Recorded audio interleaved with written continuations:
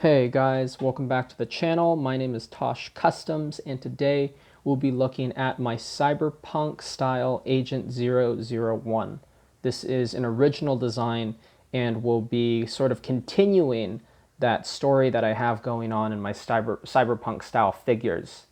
If you have seen the last review of my Cyberpunk figures, we had the Cyber Knight, and he worked as this, glorified enforcer for the Highland Corporation, which basically, and this corporation basically controls New Tokyo, which is where our story is set in.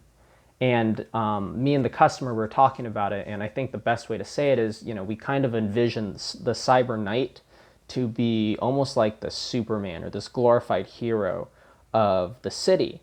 And so now coming to this guy here, we have the Batman, or the dark side, the guy who works in the shadows for the Highland Corporation. And I say Agent 001 because there is an Agent 002, and they comprise this hit squad, really. But our idea for this character was he's very cold, mostly silent, very down to business, and he takes care of. He really cleans up the streets. He cleans up other competitive corporations who might interfere with Highland's goals. And yeah, he's the ghost. He's the one who shows up, at midnight type thing. And so yeah, let's just get into him. This body is the Green Skull, Black Skull, Death Brigade, something like that. One of those Mezco exclusives. So it is just basically a Gomez body, but we did add a lot to it, change a lot of things out, and I'm really excited to show him to you. But as always, we will first talk about accessories. So I'm going to pop off this head and we'll dive into it. The hands we are using are the Mezco exclusive blade hands. And we didn't really have to change these at all. I left the chrome silver as is because it fits with the overall design of the body. And we opted out from the Gomez hands because the Gomez hands are very cartoony and they just didn't fit the design aesthetic. So that's all there is to say about the hands, really. There you go. It's the blade hands. That's really about it. But let's talk about the heads, because I think the heads are probably the most unique part of this character. So coming to the very first head here for Agent 001, this is based off the Deadshot head from the CW show.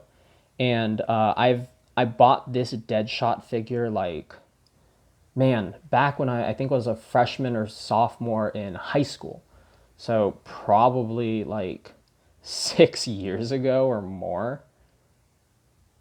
No, probably more like 7 years ago at this point. Maybe longer. I'd have to do the math. But anyways, I've owned this for an incredibly long time, and it's just kind of sat in the bin. I've had nothing to do with it. And we were, designing this character, and I was like, this would be an incredible head for it. And so I popped it off the Deadshot figure, and it turns out it just scales perfectly with this Mezco. And so I was like, okay, we run it. I liked painting this red eye. I was working with that lighting effect a lot, and so as you can see, there's a white center with a little bit of an orange glow around it that then extends to the red. And so I'm really trying to get that, the effect that it's being lit in that way. And then on the flip side of the eye, you can see that there's several shades within that eye right there. You can see a darker blue around the edge, and then a lighter blue halo, and then at the very center, the black pupil. And so I was really tried to layer on the eyes and give some depth to the character here. And I like using that pale blue because it's very intimidating. I don't think people have that light blue eyes. And so it just adds a little bit to the very ghost-like nature of this character in that way. And then I did this face paint here. We already knew that our theme was going to be, some sort of skull mask. That definitely was the direction that we were going, and you'll see that continue on in my Agent 002 review that'll come out later. So I knew that was the direction we were going, and I was also inspired a little bit by Kavera from Rainbow Six Siege, her style face paint, and so going with that skull paint motif, you know, with sort of the blacked out edges right there. I really, really like that idea. Coming around to the hair, just normal standard hair, some black with then some different shades of brown to give some of those nice highlights in there. So I really enjoyed painting this. Super, super fun to do those kind of, you know, very, very thin, creepy mouth lines, as well as show, you know, some of his mouth through there. Originally, the lip was actually all painted white, and I was thinking about that, and I was like, that doesn't make any sense, because as you breathe or as you move or as you talk, you're basically going to be like eating paint. So I actually repainted it and matched the skin tone in there. So that's the first head. The second head we have is the skull helmet. And this was really, really interesting to make. I wasn't sure exactly the direction of this because I had sent the customer probably like 10 different head sculpt designs and sort of head sculpt influences I was toying with as I was designing this head. And I didn't want it to feel too mechanical, if that makes any sense. I wanted it to, you know, if something's mechanical, if something's all metal plated with bolts and, you know, different screws and stuff like that, it doesn't feel intimidating because you know it's mechanical. The creepy part about, you know, some, you know, supernatural monsters or anything like that is that, you know, they have some semblance to life, but, you know, it's been changed, it's been twisted or whatever. And so I knew we were going with the skull, and so then I was like, how do I make this feel like a hard, you know, plated helmet so it doesn't feel like brittle bone, you know, so that we know the material isn't bone, but for it to still be intimidating and still have that nature to it. And I think one thing that sets it off is the red dots here, you know, these red eyes. But even as you can see, some of that natural bend and some of that flex around the edges of the eyes there. As you can see some of those shadows and some of those indentations. And so it feels like there's actually, you know, holes made for the eyes. You know, we almost have like bags or lid, you know, or some kind of lid or fold around the edges of those eyes there. And so creating that was intentional so that it feels more natural. And you can see we have some of that, like those bumped out edges in the protruding of these lenses here. The skull paint itself, this was all painted with a matte black first, and then I came through with this bone yellow that I mixed, which was a mix of flesh tone paint, some white, and then some yellow. And so dry brushed that in, and then also came over with some white after that for the teeth and some other areas, just so that we can get a little bit more definition and just even some tone difference. You know, you want the teeth to just be a slightly different tone. As you can see right there, you can see that this is a little bit lighter than, you know, right above the teeth, or even more of the yellow around the edge of that jaw there. And so even though it's not a very, very big distinction, you know, in the whole scheme of things, there is a difference, and you will recognize that, you know, despite it being so slight. I was also looking, you know, in all of this, I was also looking at the Bloodsport, the Bloodsport redesign. Not Bloodsport from the movie, but Bloodsport's actually showing up, I think, in the Suicide Squad comics. And the suits are similar, but still very, very different. I like Bloodsport in the comics a lot more than the Suicide Squad movie. And so he has a very, very cool head design. And so, you know, incorporating that sort of, you know, smooth plate design that runs around the back of the helmet there. And so sort of incorporating, you know, these natural elements with still more of that helmeted hard plate style. So we have this, and I really, really like it, and we'll show off all the heads on the figure later. And then finally, we have this masked sort of space motorcycle helmet look. I was very, very inspired by Tron for this, and so a lot of little red lighting up elements around the head, and so a lot of that was dropping some diluted red into the cracks and then dry brushing with some black over it so that you can still see some of that surface detail in there.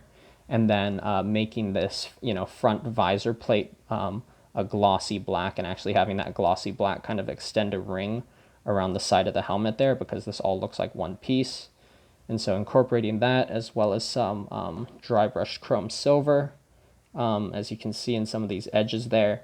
Maybe he's been punched, maybe he's taken a little tumble, the helmet's been thrown around, something like that.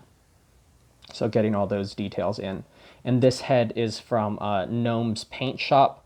I don't think it's in the store anymore, but maybe you can DM him or something. But yeah, just a really, really nice, I think this is a print. Yeah, this should be a print. Just a very, very nice 3D print that I was able to paint, and it turned out to be perfect for the character. Coming to the guns, we are using the Blade pistol that comes with the exclusive version. I painted a nice little glossy red in there for the laser or the flashlight, whatever you want to call it. And that's all I had to do for this. I didn't want to paint the pistol too much. I dry brushed a little black on it, but really nothing too noticeable. And the main reason why is it has to come in and out of the holster. And the holster is made out of like a very soft, almost sticky plastic. And so this guy is a little bit of a pain to put into the holster. And so I didn't want the paint to be just rubbing and chipping in there as you're trying to jimmy it in and pull it out. He has two different knives. Both of these are from the Diabolic Mezco. We have the longer dagger as well as a smaller throwing knife type blade, and I'll show the storage for that in a little bit. And then the other thing we have also is his AR. I sprayed this a matte black and then added in some gloss black highlights around the gun.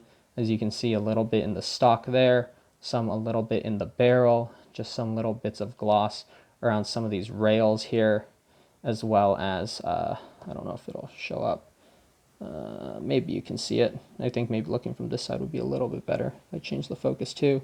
Yeah, you can see the shine a little bit right there, a little bit in the scope right up here. So yeah, another nice little design. I was thinking about painting it and chipping it up and weathering it. And there's a lot of details with the wraps and stuff in this rifle, but I realized that that would just take away from the, the very, very clean, dark look of this. And so I just opted to leave it a little bit more plain. I have used this rifle on other Cyberpunk characters before, and those I really tricked out. I think I had one where I painted like it all white and red, and so it looked very, very stylized. But for this guy, once again, he's very, very business minded. So even if he's adding, even if he's adding all of this stuff, he's keeping it in a very, very cool black.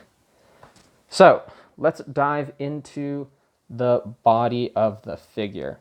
And now that we are at this segment, you've seen him with the skull face paint on. So we will put the skull helmet on for this section right here. And let's take I'm going to scoot some of this stuff off to the side for now. Let's take a look at this guy. So these knee pads are from DTG Figures. If I remember correctly, it's been a while since I bought them, but I just had them in stock. And so I just took some elastic pieces, measured them out, ran them around the backs, and so now they hold onto the backs of the knees very, very nicely. These have been painted in a matte black, as you can see. I dry brushed a little bit of gloss over the top, so it just gets a little bit of a sheen. Then I also put some glossy red into those little pin button securing areas right there. The chest plate and shoulder pads, I believe, were originally modeled by Figure Gear, but I bought them on eBay, and so I don't really know who that is within the community. But if you recognize the Tosh email address, reach out to me and I'll give you a shout. If I bought it when I bought it from you from eBay, toshcustoms@gmail. So yeah, but purchased these off of eBay, and still working with that red light, motif. We've seen these red highlights in all the heads. And so now seeing it here, I wanted to have him light up, but not feel too bright. Once again, trying to keep it business. And so he just has a single red line down the chest, as well as some red highlights around the little circled nodes. Let me change that zoom, or little red highlights around the circle nodes in his shoulder pads. And so I really, really like that. Really, really like that look there. So we have little highlights of red coming in around it. We do have this hoodie. I believe this hoodie is from the Ninja Gomez figure, or I guess the Black Skull Ninja figures. And so this was sent to me by the customer. And so we can pull this up and over the head. And so obviously this helmet sits a little high, but you know, if I bring the skull face paint back, this hoodie sits really nicely to maybe give him more of like an undercover type look. Maybe he's just sort of skulking in the shadows, like backed up against an alley wall, you know, waiting for someone to walk by, you know, in the rain, looking down, something like that. So he does have this hoodie, and I really like that. And so I just tucked it up under this vest. I had to fold it over really tight so that we could see the sort of like where the collar comes together right up front there to match with the armor, because normally this is more of the hoodie is more of a free floating piece. It's kind of like a gi, so it's just two lapels that run all the way down. So I have to tuck those over each other very tightly. In terms of paint, I'm using several different shades of black and gray. So obviously we have a matte black for most of the suit. I'm using a charcoal gray, or I guess maybe a black gray for more of the side paneling, as well as some like charcoal, maybe, I don't know if you'd call that charcoal, or some kind of light gray for the pouches, some of these little highlighted armor areas, as well as the bands that are running across the shoulders. And so just using these different colors of gray to, you know, kind of create layers and definition with it throughout the suit. So you can see that as well on the pouches, and you can see some of that black gray coming in on the side straps that are running around the back of the armor there. And I did give him like a little parachute pack here, or maybe something else to carry supplies in. This is from the Mezco Catwoman figure. I used that Catwoman figure a while ago, and so finally just cut off the straps and just hooked it onto the back here. We have the knife sheath back here, which is where we put the diabolic dagger. And this is actually on a piece of elastic around the belt, so you are able to kind of shift it and move it a little bit, you know, whether that be for posing or just how you feel like it should be positioned. So that is nice. I also have these pouches that I ran around the belt, and so those come off to the side. And I know this kind of dangles, but I kind of like it dangling. I don't know, just adds a little bit of an extra layer to him, you know, something, you know, it's just some kind of tassel floating out. You can always take it and, you know, fold it over into the belt if you want to, but I personally just think it looks kind of nice hanging off the side there. I like it, at least. Coming to the holster on this side, this is from Blade. We did repaint it, brought in some chrome silver on the buttons, or on the little pins buttons there, as well as repainted this gray all around the side, and then painted this to be more of a gloss black to fit more with the motif, because before it was sort of a gunmetal gray color.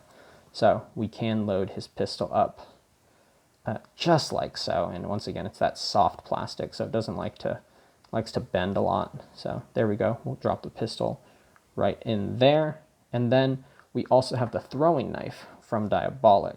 And so I did actually hollow out this entire gauntlet piece here so that it could fit over the body, or like the forearm area. So I took a Dremel and I hollowed out the entire inside, and then just slid this over.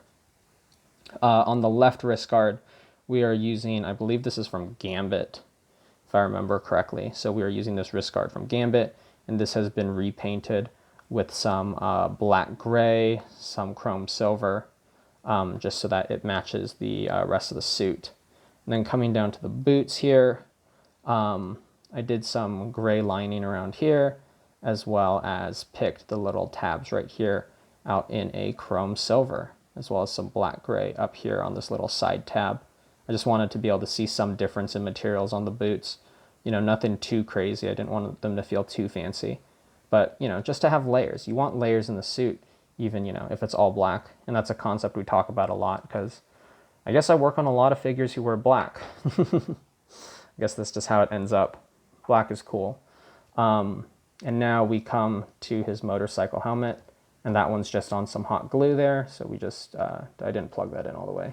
This one takes a little bit of oomph but there we go. It's on now.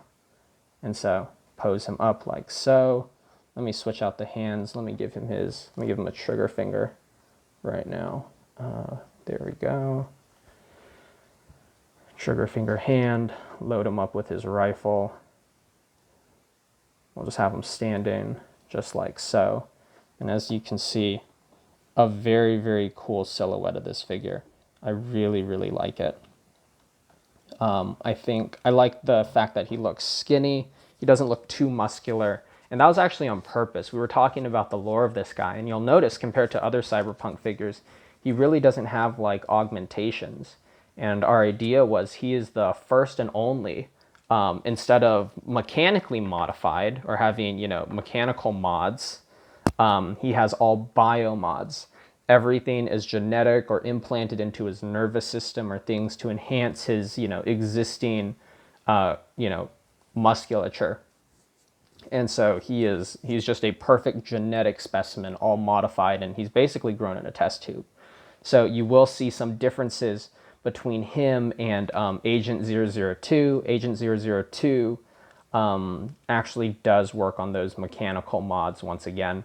And so he's a very, very unique character in that he has no mechanical mods. Let's get to some size comparisons here. I just finished another figure review, so I'm just going to use the same figures for a comparison. We have my new 52 style Batman here. As you can see, this Black Skull, especially with this helmet, sizes up pretty well, to Batman. Obviously, he's not nearly as big and thick, but height-wise, he sizes up pretty well. Let's bring in the Joker figure, too. Joker is, I think, a little smaller on the shoulders, maybe, but he's pretty lanky, and with his hair, he actually stands pretty evenly and maybe arguably taller. I know the motorcycle, I know he's looking down a little bit, Agent 001 is. But yeah, you can see they size up pretty well together. Despite the very, very different builds and frames of all three of these guys, their height actually manages to even out. So that's pretty cool. Taking these guys away. I wish I had my Cyberpunk figures so I could all stand them up together, but obviously we've been making these in, batches and, in parts. And so I can't show off them all together, but I really, really like this guy. I think he's so cool. Bringing back that skull head again. He has such an imposing presence to him, and I really, really like it. Let me switch out the hand so he can hold the dagger as well. This guy was so fun to make. This cyberpunk, style is really interesting because you have to create something that feels futuristic and brings something new, to the scene, something we don't have in the real world. And at the same time, you don't want it to feel, I guess, so divergent from what we already have that it feels fantasy or sci-fi in that way. And so it's a really, really interesting line to ride here. And I think we did it pretty well. I think this is a nice tactical figure with some, futuristic elements. But yeah, once again, doesn't diverge too far, or at least not too far from maybe something we could see right now. And so there we go with the skull helmet on, aiming down. He's got his knife out as well. Yeah, I just like this guy. I like his frame a lot. I actually have two Death Brigade Mezco figures on pre-order, and I think I got an email that they just they're going to charge this month, so hopefully they'll ship out soon, because I do have some other plans for this body that that I want to make for myself, because I really just like this frame. I love the articulation, the materials, and really, I mean, this figure with this suit is such a blank slate in a lot of ways. It really gives you a ton of options for what you can do with the figure, and so I'm a big fan of the body, and I'm definitely going to be doing some other stuff with my pre-orders, or I guess maybe second batch orders, I should say.